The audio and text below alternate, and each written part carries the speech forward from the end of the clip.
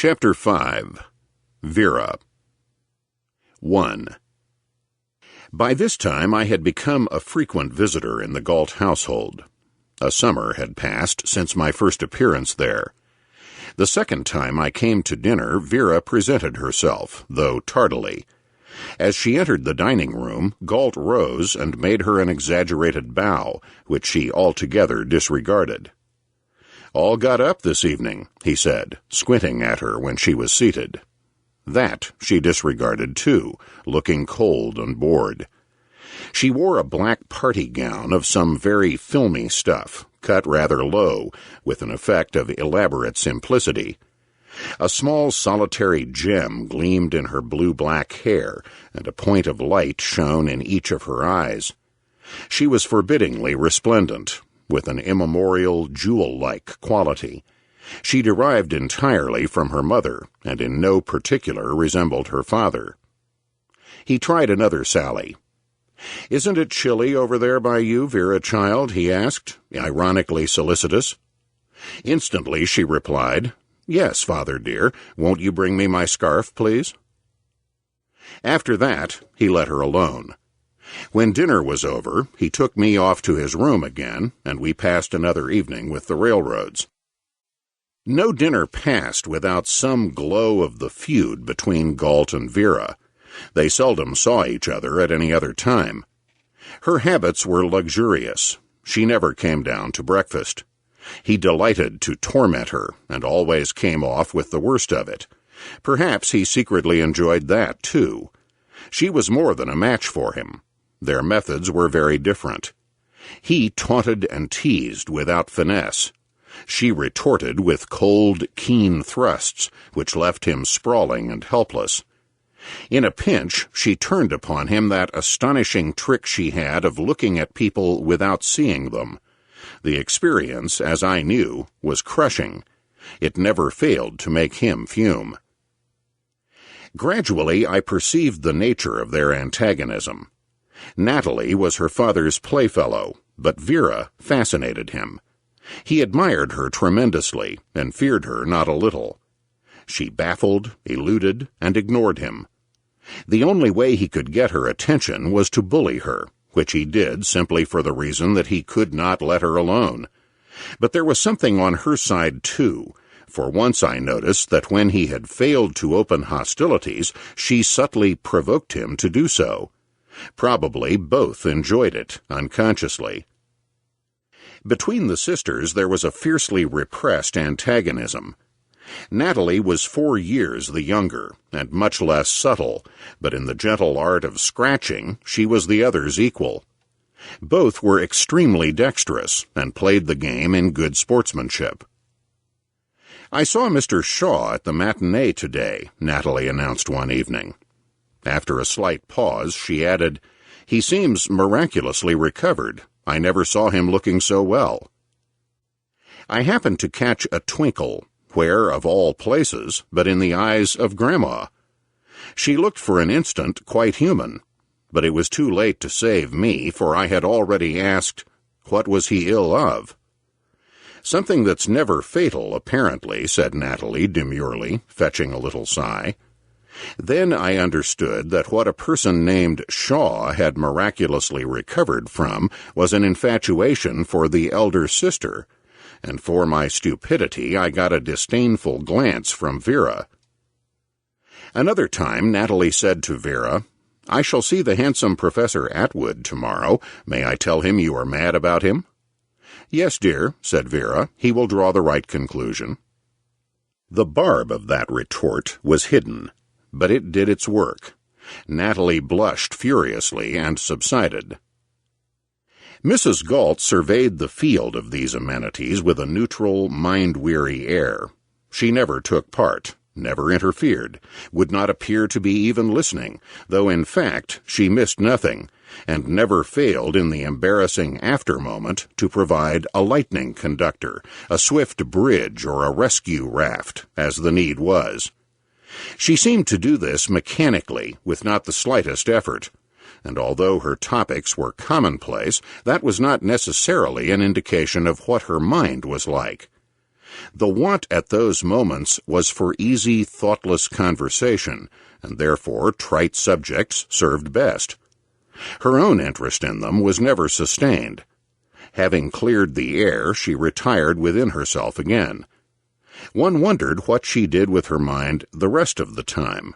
Lost it, perhaps, in wonder at life's baroque, uncontrollable projections. 2. One evening as dinner was finishing, Vera looked at me across the table and said, "Won't you come sometime to tea when Father can't have you all to himself? He hates tea."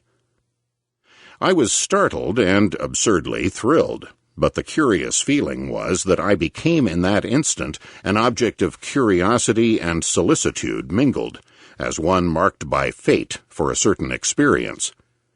I got this particularly from Natalie, who glanced first at me with an anxious expression and then at her sister.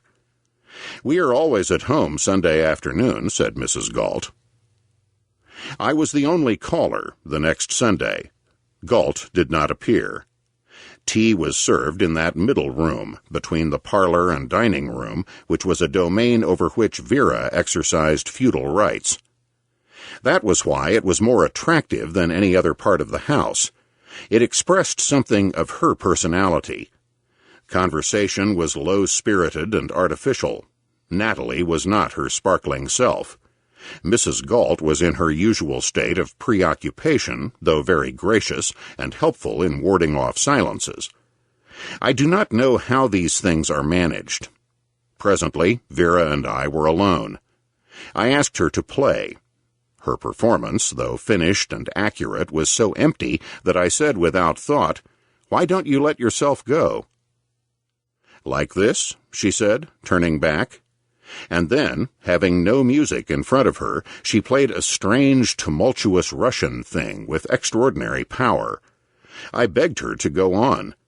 Instead, she left the piano abruptly and stood for a minute far away at the window with her back to me, breathing rapidly, not from the exertion of playing, I thought, but from the emotional excitement of it.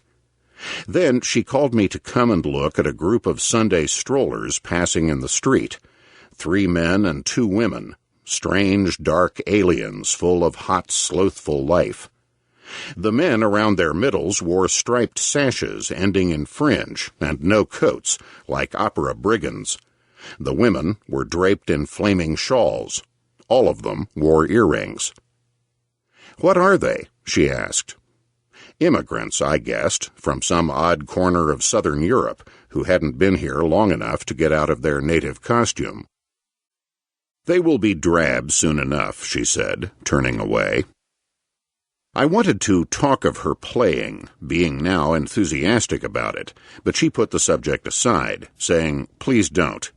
And we talked instead of pictures. There was a special exhibition of old masters at the Metropolitan Museum, which she hadn't seen. Wouldn't I like to go? It came out presently that she painted. I asked to see some of her things, and she got them out, 2 or 3 landscapes and some studies of the nude. She had just begun working in a life class, she said. "Very interesting," I said, trying to get the right emphasis and knowing instantly that it had failed. She gathered them up slowly and put them away. "They are like your playing," I added, "as you played at first." "How do you mean?" "I mean you somehow hinder your self-expression." "I do not let myself go? Is that what you mean?" "Precisely. What are you afraid of?" "Then you believe in letting oneself go?" she asked. "Well, why not? Suppose one isn't sure of one's stopping places." We became involved in a discussion of the moralities, hitherto, present, and future, tending to become audacious. This is a pastime by means of which, in first acquaintance, 2 persons of opposite sex may indulge their curiosity with perfect security. The subject is abstract. The tone is impersonal. Neither one knows how far the other will go. They dare each other to follow, 1 step at a time, and are both surprised at the ground they can make. There is at the same time an inaudible exchange, which is even more thrilling, for that is personal. This need never be acknowledged. If the abstract does not lead naturally to the concrete, then the whole conversation remains impersonal, and the inaudible part may be treated as if it had never occurred. That is the basic rule of the game. Her courage amazed me. I began to see what she meant by supposing that one might not be sure of one's stopping places. She had been reading France, Stendhal, Zola, Shaw, Pater, Ibsen, Strindberg, and Nietzsche. Mrs. Galt reappeared. "We are debating the sins of Babylon," I said. She smiled and asked me to dinner. That was the beginning. We went the next Sunday to the Metropolitan Museum, and one evening that same week to the theater. What we set out to see was an English play that everyone was talking about. At the last minute she asked if the tickets might be changed, and when I asked her where we would go instead, she naively mentioned a musical comedy much more talked about than the English play, for very different reasons. Afterwards, when I asked her what part of the show she liked best, she said, "The way people laughed." Life transacting thrilled her. Contact with people, especially in free, noisy crowds, produced in her a kind of intoxication. We walked a great deal in the pulsating streets, often till late at night, and that she enjoyed more than the play, the opera, or any other form of entertainment. Her curiosity was insatiable. She was always for going a little further, for prying still deeper into the secrets of humanity's gregarious business, afraid, yet venturesome and insistent. She would pick out of the throng whimsical, weird, and dreadful personalities, and we would follow them for blocks. Once at a corner we came suddenly upon a woman importuning a man. She was richly gowned and not in any way common. He was sinister, sated, and cruel. She had lost her head, her pride, her sense of everything but wanting him. We were close enough to hear. He spoke in a low, admonishing tone, imploring her not to make a scene. She grew louder all the time, saying, "I don't care, I don't care," and continued alternately to assail him with revealing reproaches and to entreat him caressingly, until they both seemed quite naked in the lighted street. The man was contemptible, the woman was tragic. I took Vera by the arm to move her away, but she was fixed between horror and attraction, and stood there regarding them in the fascinated way one looks at deadly serpents through the glass at the zoo. The man at last yielded with a bored gesture, called a cab, whisked the woman into it, and the scene vanished. Vera shuddered, and we walked on. We explored the East Side at night, visiting the Chinese and Jewish theaters, Hungarian coffee houses, and dance halls. Nobody had ever done this kind of thing with her before. It was a new experience, and she adored it. Of what she did with it in her mind, I knew almost nothing. Emotions in the abstract she would discuss with the utmost simplicity. Her own she guarded jealously. One evening late, with a particularly interesting nocturnal adventure behind us, we stood in the hallway saying good night. We said it and lingered, said it again, and still lingered. She was more excited than usual. Her lips were slightly parted. She almost never blushed, but on rare occasions, such as now, there was a feeling of pink beneath the deep brunette color of her skin. Her beauty seemed of a sudden to expand, to become greatly exaggerated, not in quality but in dimensions, so that it excluded all else from the sense of space. The light of it unpoised me, and she knew. I could feel that she knew. My impulse toward her grew stronger and stronger, tending to become irresistible. This she knew also. Yet she lingered. Then I seized and kissed her. At the first touch, her whole weight fell in my arms. Her eyes closed, her head dropped backward, face upturned. She trembled violently and sighed as if every string of tension in her being snapped. How little we can save of those enormous moments in which the old body-mind remembers all that ever happened. What was it that one knew so vividly in that coextensive, panoramic, timeless interval, and cannot now recall? The first kiss goes a journey. The second stays on earth. The first one is a meeting in the void. Then this world again. "Vera, Vera," I whispered. Her eyes opened. The look they gave me was so unexpected, so unnatural in the circumstances, that I had a start of terror lest she had gone out of herself. Then I recognized it. This was she whom I had forgotten.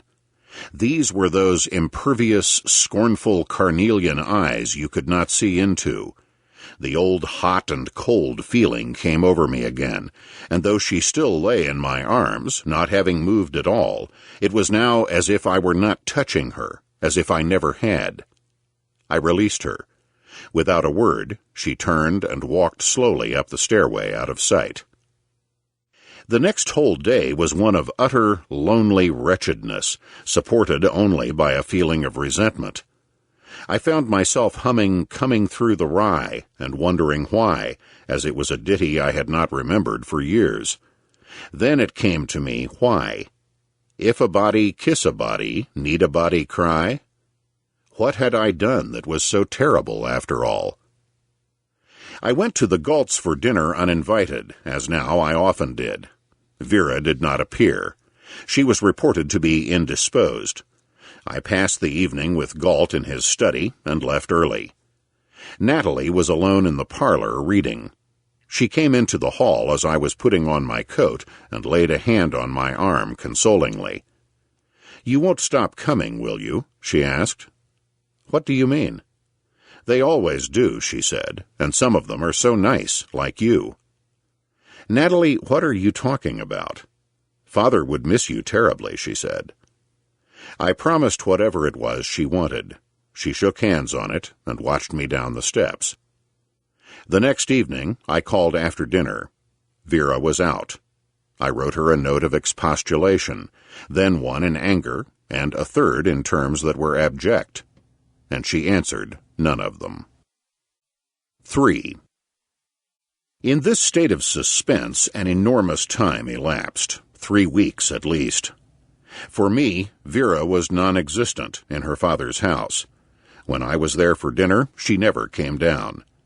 There was a pretense that her absence was unnoticeable. Nobody spoke of it, nobody mentioned her name. In spite of this, or perhaps because of it, I could not rid myself of the notion that I had become an object of sympathy in the household. One afternoon I had been in to see Galt, who was ill, and as I let myself out through the front door, there was Vera at the bottom of the steps in conversation with a huge blonde animal of the golden series, very dangerous for dark women. She saw me obliquely and turned her attention more to him with a subtle excluding gesture. Evidently she wished me to pass. Instead, I waited, watching them until he became conscious of the situation and cast off with a large, various manner which comprehended me. As she came up the steps toward me, slowly, but with unblurred, definite movements, hard to the ache of desire, yet soft and voluptuous to the forbidden sense of touch, with a kind of bird-like beauty, I could not for a moment imagine that I had ever kissed her, much less that she had responded to a ruffling caress. I forgot what I was going to do, or by what right I meant to do anything. I was cold and hopeless, with a sudden sense of fatigue, and might have suffered her to pass me in silence as she wished to do, but for the look she gave me on reaching the top. That was her mistake. It was the old, impersonal, trampling look, to which anger was the one self-saving reply. I took her by the arm and turned her face about. "We are going for a walk," I said, moving her with me down the steps. I counted upon her horror of a scene to give me the brutal advantage, and it did. She came unresistingly, yet it was in no sense a victory. She submitted to a situation she could not control, but contemptuously, with no respect or fear for the force controlling it.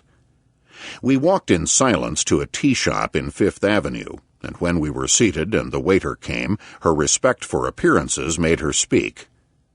"Just some tea, please," she said sweetly, and those were the only words she uttered. Her defense was to stare at me as if I were reciting a tedious tale. It bored her. Once I thought she repressed a yawn. That was when I began to say the same things over again. She was without any vanity of self-justification. Not for an instant did she avert her eyes. She looked at me steadily, unblinkingly, and with a kind of reptilian indifference. She could see into me. I could not see into her. In the end, I became abusive. Then, if at all, there was a faint suspicion of interest. "A fool there was who loved the basilisk," I said. "He who plucks that icy flame will be destroyed, but not consumed. Shall we go?" I like still to remember that she did not smile at this idiotic apostrophe. Every man, I suppose, says a thing like that once, if he can. We rose at once. We walked all the way back in silence. I did not go in, but handed her up the steps and left her without good night. On the next day but one, a note came. Would I meet her for tea at the same place? She was prompt and purposeful. She waited until tea was served, then put it aside and spoke. "Why do all men, though by different ways, come to the same place?" "I know nothing about all men," I said. "It's enough to know about myself. I'm not very sure of that." "They all do," she said reflectively. "But I want to marry you," I said, with emphasis on the personal pronoun. "Yes, that too," she said, with a saturated air. "O weary Olympia," I said, "how stands the score? How many loves lie beheaded in your chamber of horrors? Or do you bury them decently and tend their graves?" "You try me," she said, with no change of voice or color. "It is very stupid. Man takes without leave the smallest thing and presumes upon that to erect preposterous claims. Take our case. I begin by liking you. I invite you to a friendship. You are free to accept or decline. You accept. Wherein so far have you acquired rights in me? We find this relation agreeable and extend it. All of this is voluntary. Nothing is surrendered under compulsion. We are both free. Then, suddenly, you overwhelm me by a sensuous impulse. It is a wanton, ravishing act. I resent it by the only peaceable means in my power. That is, I avoid you. Immediately you assail me with violent reproaches, as by a right. Is it the invader's right of might? Is human relationship a state of war? Don't interrupt me, please. And now, when I have come to say that under certain conditions I am prepared to make an exception in your forgiveness, for heaven knows what reason, you taunt me of things you have no right to mention. They are mine alone." There was a retort, but I withheld it. How shall man tell woman she hath provoked him to it? If he tell her, she will wither him. Yet if the sight, smell, and sound of her provoke him not, then is she mortally offended. He shall see without looking, and be damned if he looks without seeing. It is so. But she divined my thoughts. "If a woman gives, it is quite the same," she went on, "only worse. For in that case he presumes upon what he has received by favor to become lord of all that she has." "I lie in the dust," I said. "I know the pose," she said with a lighter touch. "Happily, it is absurd. If it were not that, it would be contemptible. Well, pitiless woman, what would you have a man to be and do? Let us suppose provisionally that I ask out of deep religious curiosity. I may not like the part. How should a man behave with you?" "I dislike you very much at this moment," she replied. "By an effort, I remember that you have saving qualities. Did you hear me say that I was prepared to make an exception?" "It may be too late," I said. "What are the terms? You said under certain conditions." She frowned, hesitated, and went on slowly. "It is my castle. You may dwell there. You may come and go. You may make free of it in discretion, agreeably to our joint pleasure, provided you forego beforehand all rights accruing from use and tenure. We debated the contract in a high, ceremonious manner. It was agreed that the bargain, if made, should terminate automatically at the instant I should presume to make the slightest demand upon her. As if, for instance, I should demand the key to the Chamber of Horrors, I said whimsically. Exactly, she replied. I stipulated, not in earnest, of course, that she should make no demands upon me. That was implied, she said. We make it explicit. When at last I accepted unreservedly, she put forth her hand in a full, generous gesture, and the pact was sealed. We walked homeward on a perfectly restored basis of friendship, changed our minds at the last minute, went instead to a restaurant, then to the theater, and passed a joyous evening together.